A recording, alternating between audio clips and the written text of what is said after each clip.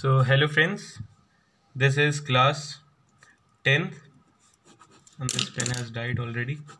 This is class 10th and today is 21/7 and we were discussing pair of linear equations in two variables.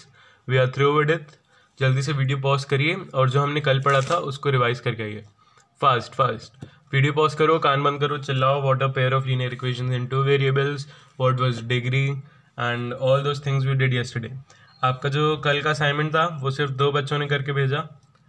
Very sad but हाँ, और इसलिए मैं आज discuss नहीं करूँगा. आप लोग अभी भी आपके पास टाइम है, आप लोग जाइए कल का होमवर्क करिए और भेजिए मेरे को. Okay, so today will discuss the graphical representation or the graphical interpretation of pair of linear equations in two variables, PLETV.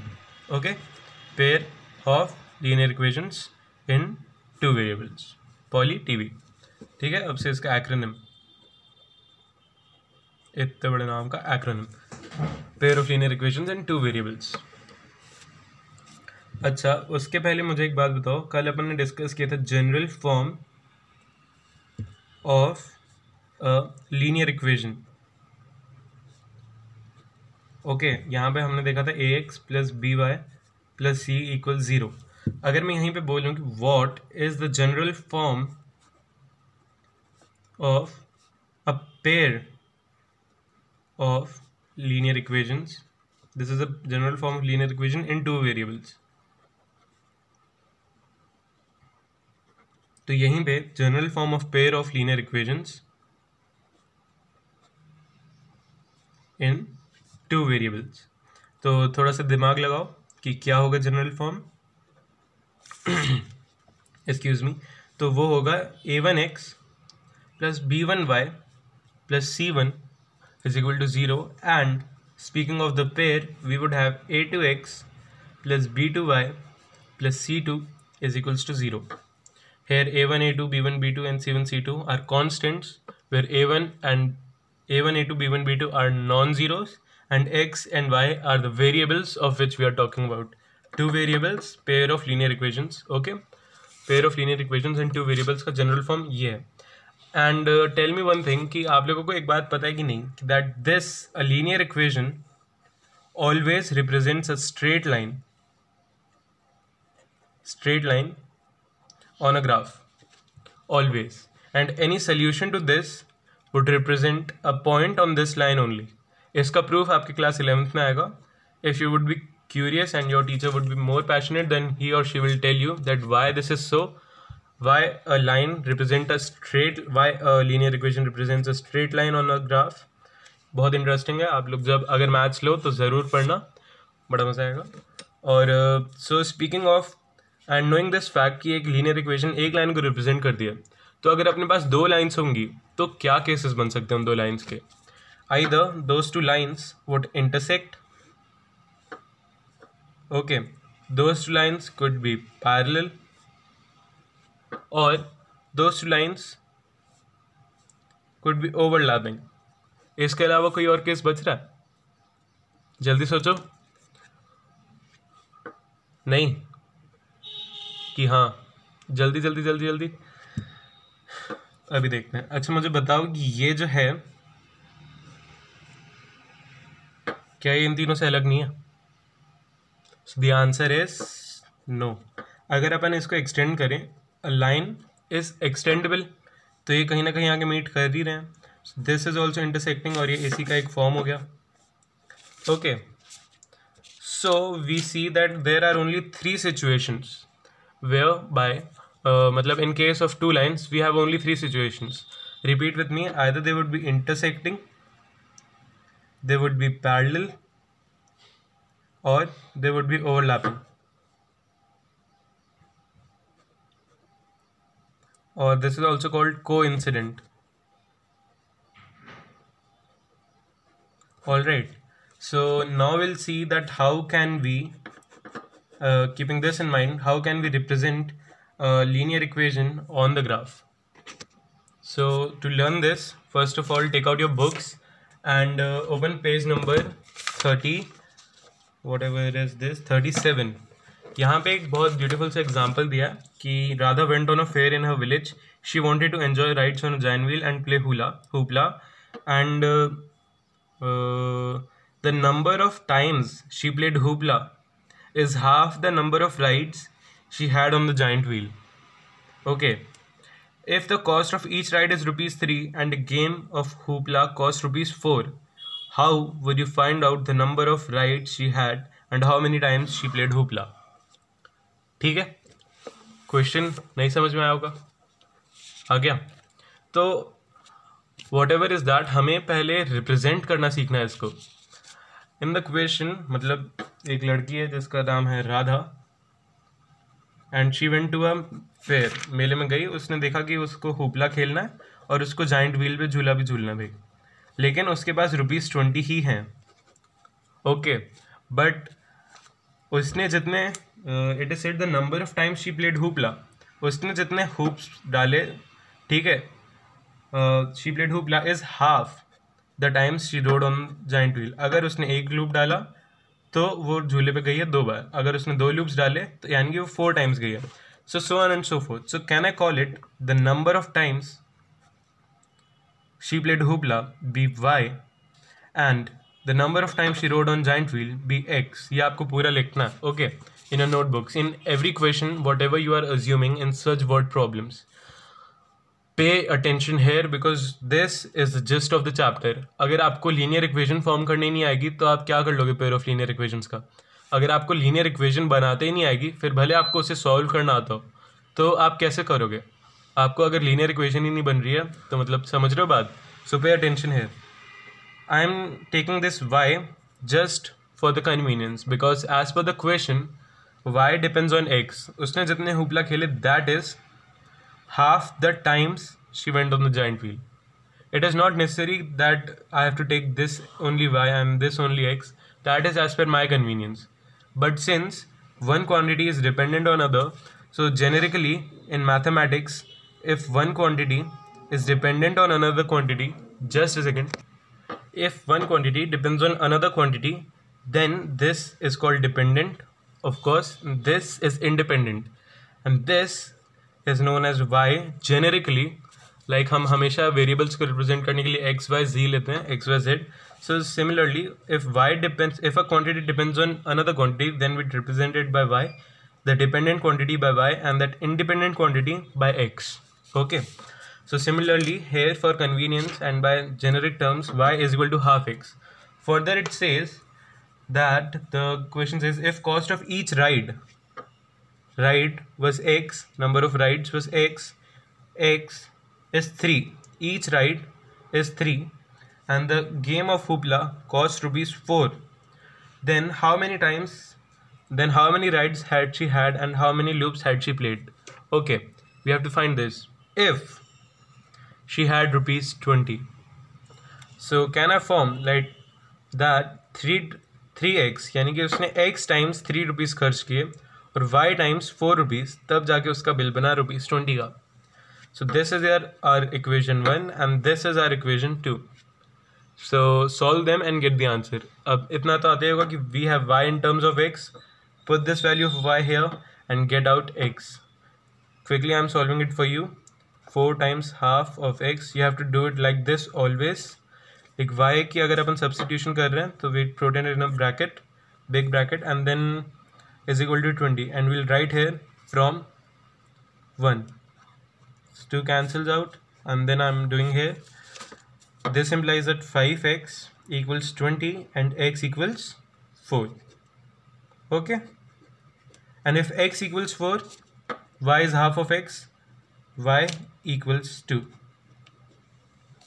Alright, if x equals 4, then y equals 2. Right, you have to specify this. This is the general equation, or this is one of the solution of this problem. So this is one way of solving the linear equation algebraically. You need to know this approach to plot or to solve the graphical to solve this poly-TV pair of linear equations graphically.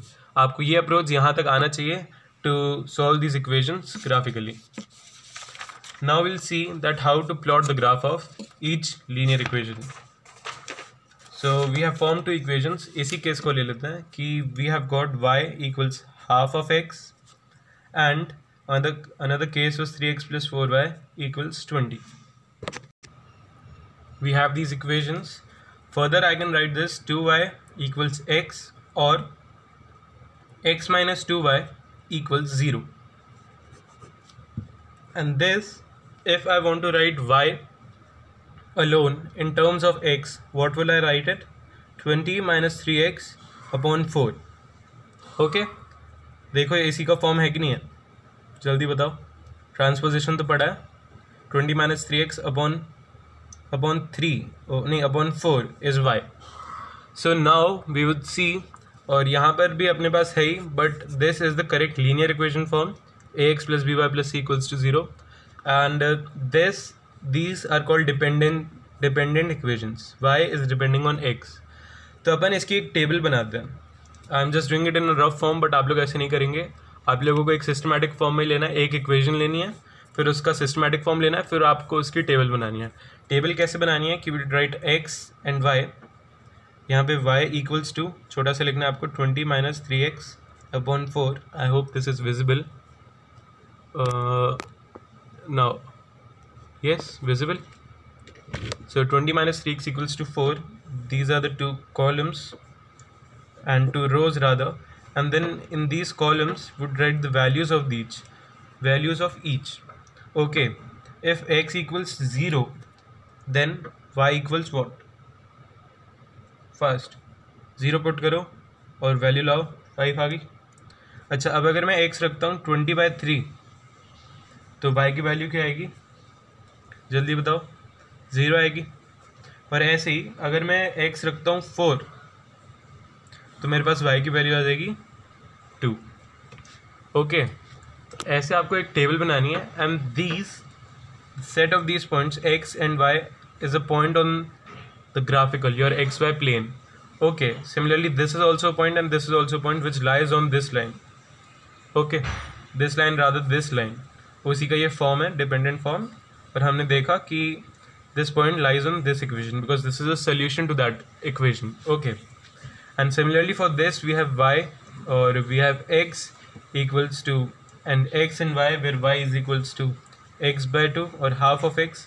So when I put x equals to 0, then y would also be 0, and if I say x equals 2, then y is 1. अच्छा, मुझे एक बात बताओ, ऐसे हमें minimum कितने points find करने होंगे कि हम एक लाइन ड्रॉ कर सकते हैं? Yes, the answer is 2. We need 2 points to form a line, और बताने के लिए 2 points are sufficient conditions to plot a line. But just for your practice and your further learning, we take 3 points in this class particularly. आप 10th में भी सिर्फ 2 point से कर सकते हो और 9th में भी कर सकते हो, बट अगर आप यहाँ पे 3 पॉइंट्स फाइंड करो और फिर उसकी लाइन बनाओ तो बहुत अच्छा है. 3 पॉइंट से यू वुड बी श्योर कि वो लाइन उन्हीं पॉइंट से जा रही है कि नहीं. ओके, एंड सिमिलरली हेयर और एवरीवेयर आप क्लास 12 तक लीनियर इक्वेशंस प्लॉट करेंगे, और इसका कोई और तरीका नहीं है. सो आप यहाँ पर जितनी प्रैक्टिस करेंगे, लिख देता हूँ मैं प्रैक्टिस, उतना ही अच्छा होगा. मतलब सुना है ना आप लोगों ने, करत करत अभ्यास के जड़मत होत रुझान, रसरी आवत जात है सिल पर करत निशान. ठीक है, इसका मतलब फाइंड करना, भेजना नहीं, बस फाइंड करना. आपको पता चलेगा practice, how much important is practice. Okay, तो आप यहाँ पे जितने ज़्यादा पॉइंट्स फाइंड कर सकते हो, मतलब घर पे ऑफकोर्स उतने करना ताकि आपकी प्रैक्टिस हो जाए. But in exam sufficient condition is 2 or 3 just to check in examination also. ठीक है, and then you would take a graph, you would take a scale that 1 unit equals 1 centimeter. I am doing it roughly here, but आप लोगों को एक graph लेना है जिसकी scale अपन किस दिन अलग से डिस्कस करेंगे कि what is scale, how do we take it, what are suitable terms and all. but scale में 1 unit equals 1 centimeter, जो आपका स्टैंडर्ड ग्राफ आता है आपकी बुक्स में भी जो दिया हुआ है, this is this only, कि this scale, this 1 centimeter और this 1 unit is 1 centimeter. अगर आप लोग इसको गौर से देखेंगे, so this 1/10 this 1/10 of a unit, 1/10 unit equals 1 centimeter by 10, और 1 मिलीमीटर, राइट। तो ऐसे स्केल स्पेसिफाइड है। तो ऐसे आपको स्केल किस दिन बताऊंगा कैसे लेते हैं, क्या क्राइटेरिया होता है, but now for now you have to do this. और बस very simple. Now first of all will plot this graph, this line on the graph, will see that 0 0 is the first point. नहीं, पहले scale दे, पहले numbers mark कर देते हैं। This is x axis, this is y axis, this is x dash, this is y dash. You all know this. Quickly do it with me.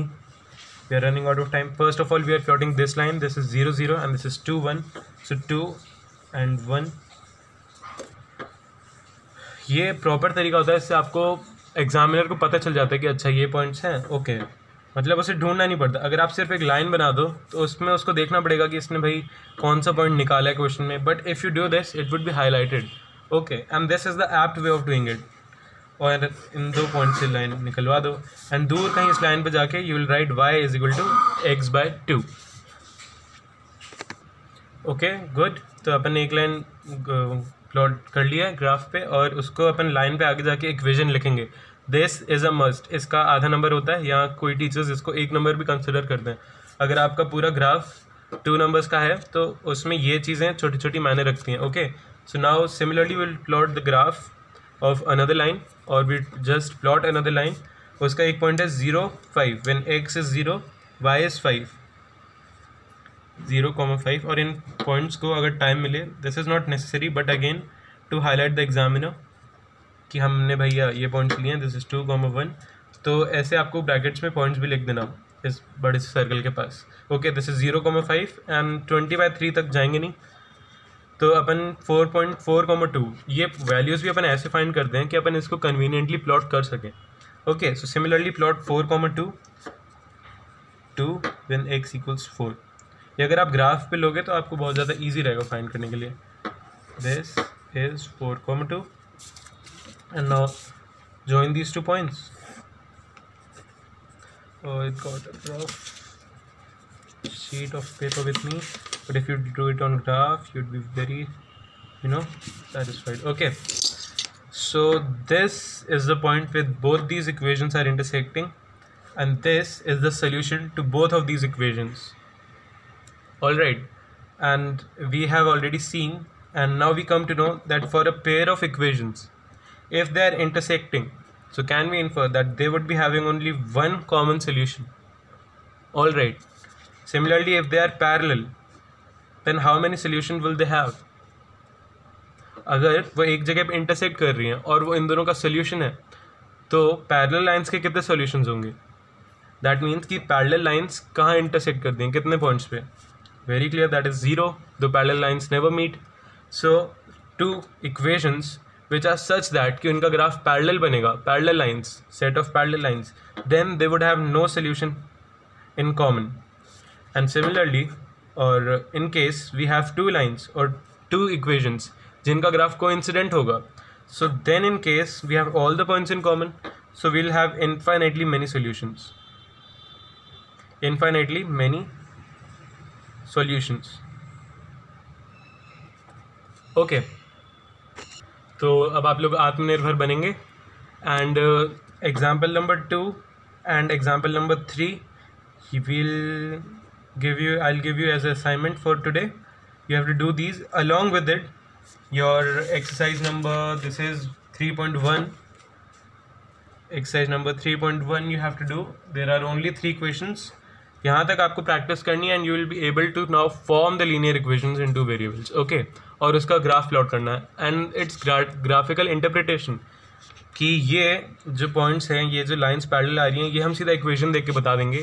This is quite algebraic approach and पता नहीं सब लोग graphical बोलते हैं, but I call it quite algebraic and I will be discussing it in the next lecture, okay.